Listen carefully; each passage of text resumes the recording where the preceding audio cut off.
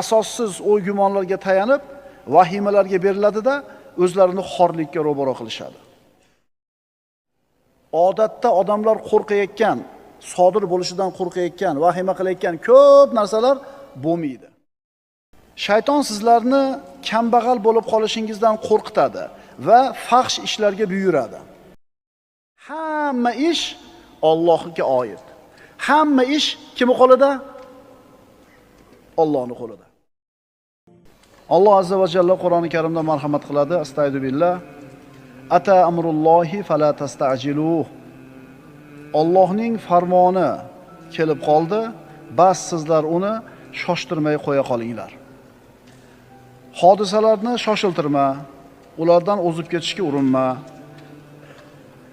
Axir sen onasini bachadonidagi homilani yetilmasdan avval tug'ilishini xohlaysanmi? Hali non pishib ulgurmasdan turib, uni tandirdan uzib olishni istaysanmi? Ertangi kun yo'q. Hali u yaratilgani yo'q. Uni rangi ham yo'q, shakli ham yo'q, ta'mi ham yo'q, vujudi ham yo'q. Yo'q u. Endi nima uchun uni bugun g'amini qilib, tashvishini qilib, bugungi kunimizni band qilishimiz kerak? Hali uni yaratilmagan musibatlari, gumon qilinayotgan hodisalarni boshimizga kiyib olib, nima uchun bugungi kunimizda g'amga kirishimiz kerak?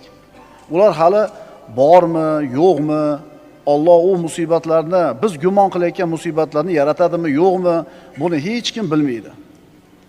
Ehtimol odamlar ertaga bo'ladi deb qo'rqayotgan, vahima qilayotgan narsalar ular o'ylagandan ko'ra yengilroq bo'lar yoki undan ko'ra yaxshiroq bo'lar. Muhimi u ertangi kun g'ayb olamida. U hali yo'q. Shuning uchun yo'q narsani g'amini qilib, bugungi bor kuningni fasodga uchratma, birodar. Ko'prikka yetmasdan turib, undan o'tishlikka urinma. Avval yetib boraylikchi. Ehtimol biz yetib borguncha ko'prik sinib yo'qib ketar. Ehtimol o'ylaganimizdan ko'ra yengilroq o'tib ketarmiz. Axir o'smagan terakka laylak in qurmaydi-yu, birodarlar. Shuning uchun kelajak haqida fikr yuritish uchun aqlga erk berish, g'ayb kitobini ochishga kirishib ketib, keyin kelishi kutilayotgan musibatlarni o'ylab vahimaga kirib qolish shar'an qoralangan ish. Ertangi kun hali yo'q. Kelajakdan qo'rqma. Sen o'ylagan vahima bormi, yo'qmi? Sen bo'lasanmi u kuni, yo'qmi, uni Xudo biladi. Shuning uchun birodarlar, bunday yo'l tutishlik aqlga to'g'ri kelmaydi. Aqlli odamning ishi emas. Odatda suvni ko'rgandan keyin odam o'tigini yechadi oyog'ini yuvish uchun. Suvni ko'rmasdan turib o'ti yechilmaydi. Albatta bu o'rinda birodarlar, ilmga asoslangan, hujjat dalili bor, aniq hisob kitoblari bo'lgan, hisob kitoblari aniq bo'lgan, ilmiy xulosalar bilan aytilgan narsalarga tayyorgarlik ko'rish bu boshqa masala. Masalan, ob-havoni sovuq kelishiga aytilyapti. Bu ilmiy asoslangan, ilmiy dalillari bor gap. Mana siklon kelyapti, bunday bo'ladi, bir yil sovuq bo'ladi. Ko'mirda ertaroq harakatini qilinglar. Uylarda isishlikda paydo bo'linglar deb turib, hujjat dalillangan, ilmga asoslangan, isbot dalili bor. Xabar bo'lsa, bu kelajak haqida bir o'ylanib, uni tadbirini, chorasini ko'rishlik boshqa masala. Ammo odatda odamlar asossiz o'y-gumonlarga tayanib, vahimalarga beriladi-da, o'zlarini xorlikka ro'baro qilishadi. Bu dunyoda yashayotgan juda ko'p odamlar kelajakdan qo'rqadi. Och qolib ketishidan, kasalga uchrashidan, faqirlikdan, musibatlarning kelishidan qo'rquv bilan yashaydi.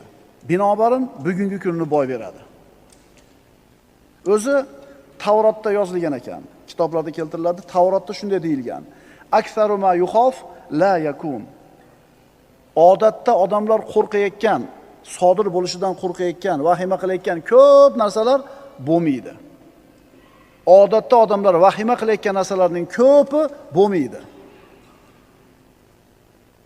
Shu karantin arafasida birodarlar qaranglar-da, odam kulgin keladi-da, qilayotgan ishimizni ko'rib turib. Unlar ajiotaj bo'lib ketdi. Keyin nima bo'ldi? Joyiga tushdi. Vahima qilamiz ekanda, Allohga bo'lgan iymonimizning zaifligidan, qazoy qadarga bo'lgan iymonning zaifligidan inson ertaga nima bo'ladi degan vahima bilan, qo'rquv bilan yashar ekan. Ertaga nima bo'ladi? Aniq bilasizlar nima bo'lishini. Nima bo'ladi ertaga? Alloh aytgani bo'ladi. Bilasizlarmi shuni?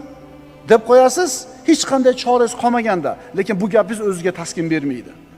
Demak, iymon zaif, qadarga bo'lgan iymon sus. Ana shu odamlarning ko'pchiligi ana shu qo'rquv bilan yashaydi-da, naq bugungi kunni fasodga uchratadi. Bunday o'y tashvishlar shaytoniy madrasaning bergan ta'limi. Qaytaraman, bu o'y tashvishlar shaytoniy madrasaning bergan ta'limi. Natijasi Alloh azza va jalla Qur'onda marhamat qiladi. Astagfiru billah. Ash-shaytonu ya'idukumul faqr va ya'murukum bil fahsha vallohu ya'idukum maghfiratan minhu va fadla. Shayton sizlarni kambag'al bo'lib qolishingizdan qo'rqitadi va fahsh ishlarga buyuradi. Infoq ihson qilishdan kim to'sadi? Shayton to'sadi. O'zingchi deydi. Ehtiyot qilib olib qo'y, o'zingga kerak bo'ladi. Tomga olib chiqib qo'y. Kulasizlar-a?